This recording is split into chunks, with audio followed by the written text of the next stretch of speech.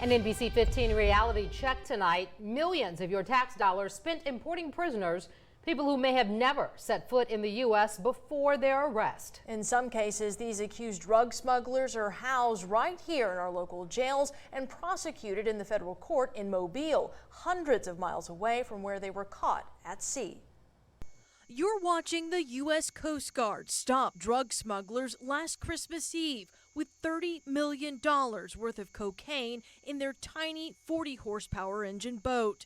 This is not the Gulf of Mexico, but more than 1,000 miles away from Mobile in the Atlantic Ocean, north of the Dominican Republic. Their boat, also loaded down with fuel jugs, ignites as it's destroyed at sea. All 4 suspects were brought to Mobile to be prosecuted.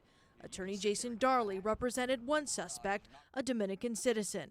So you have a situation where, on one hand, the United States is patrolling with a very long arm of the law, but on the other hand, they're seeking to eliminate the flow of drugs. Congress allows the arrest of drug dealers almost anywhere in the ocean, even if the drugs aren't known to be headed for the United States.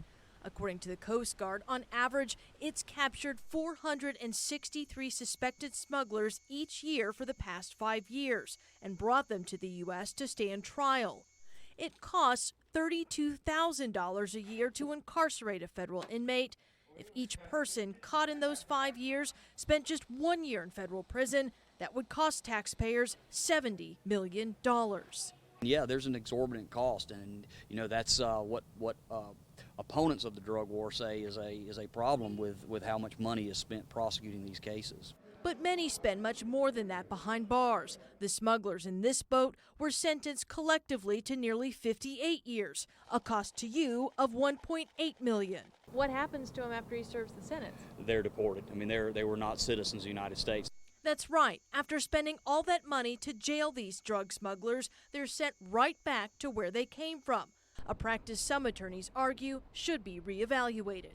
That money that you're spending on housing this guy for 10 to 24 years, make some sort of a program with those governments and make sure they're when we return this guy that you're prosecuting him.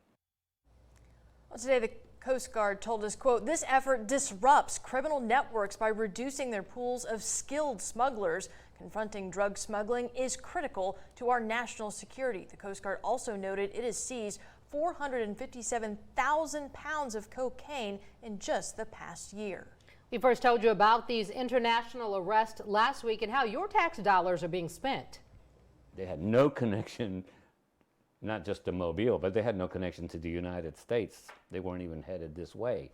All of our coverage on these stories, including the numerous drug busts by the Coast Guard over the last few years, head on over to our website, mynbc15.com.